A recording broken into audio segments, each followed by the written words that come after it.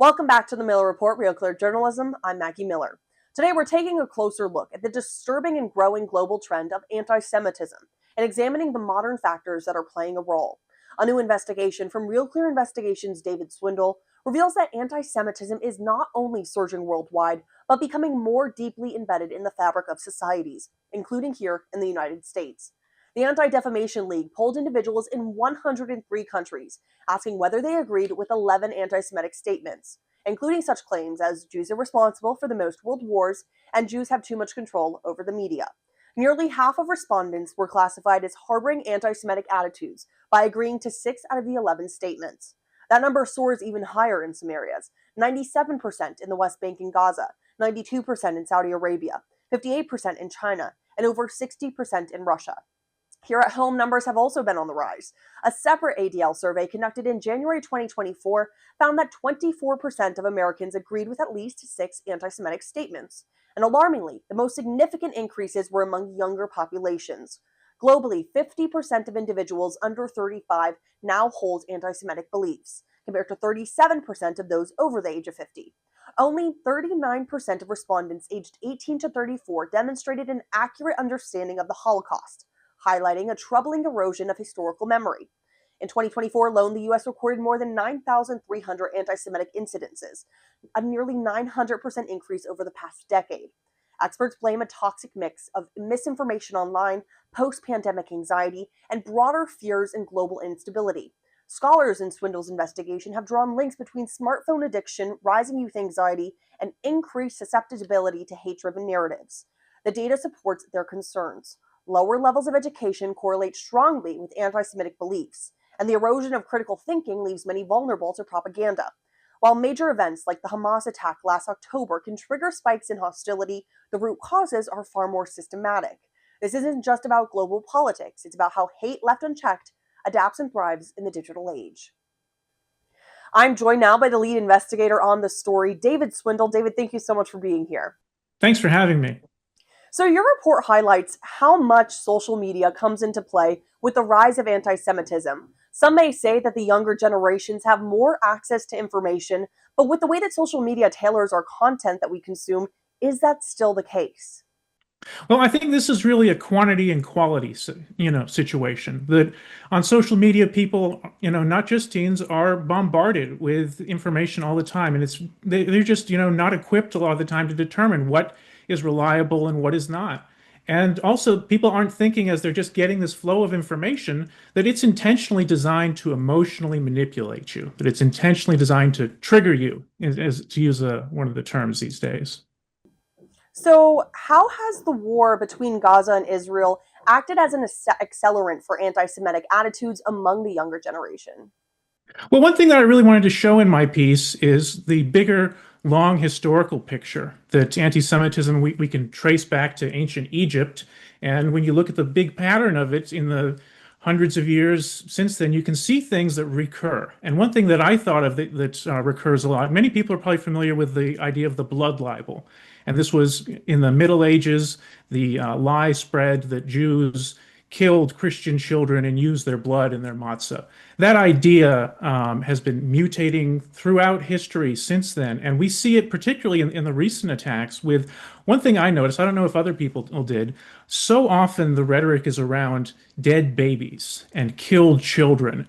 As though, and the emphasis as though Israel is intentionally doing it, as though it's the same concept, and with this blood and children, it's emotionally manipulative, which, as I mentioned earlier, that's what social media does.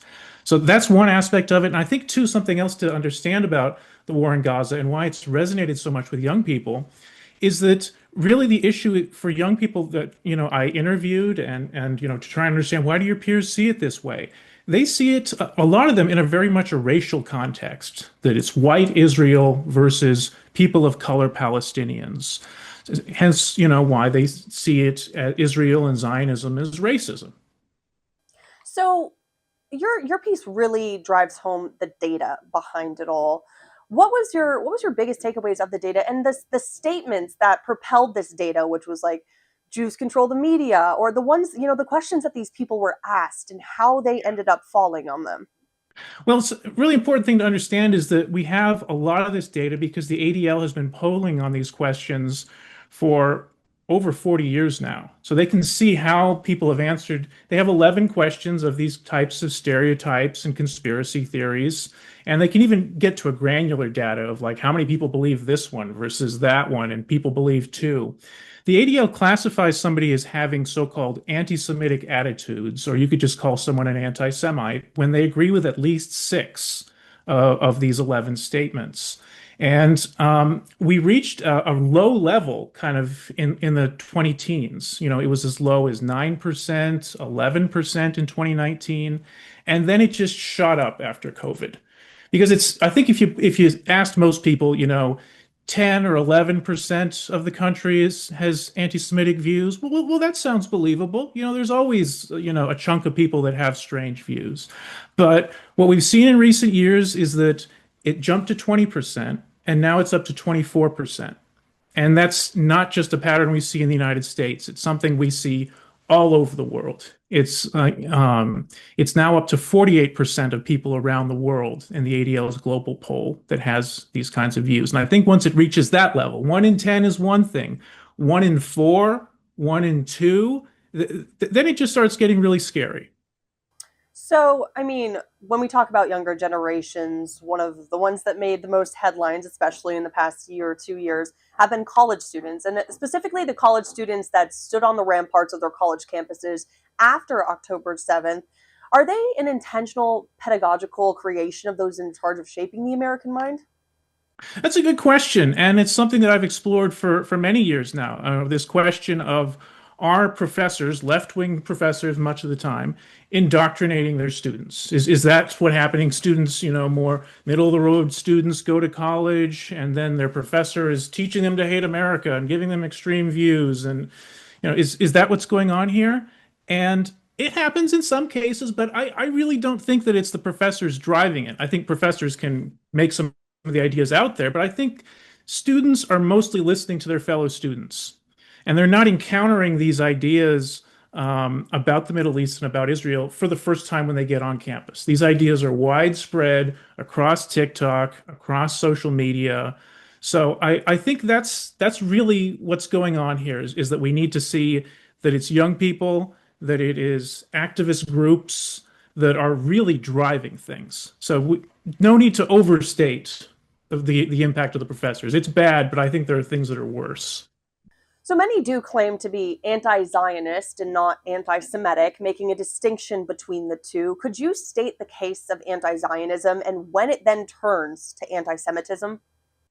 That's a very good question. And I think part of the problem with that is that people never ask, well, what does it mean to be Zionist? Well, how do we define that? So what do the terms actually mean?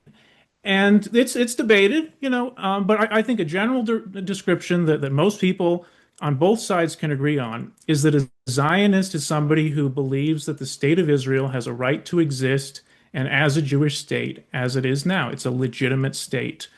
So being anti-Zionist is not somebody that simply is critical of Israeli policy. That's what people want to say. I'm just being critical of Israel. No, that's not what being anti-Zionist is. Anti-Zionist means you don't believe Israel has a right to exist. You don't believe it's a legitimate state. It means that you think that the current efforts being waged by Iran and its proxy state, its proxy terrorist groups, Hamas and Hezbollah, and also the Yemens and Houthi, you think that their effort is legitimate because the underlying justification for the state is wrong, and that the land from the river to the sea, to use the term that college students don't really understand, that all of that should be free of Jews. So that's the distinction between Zionism and anti-Zionism.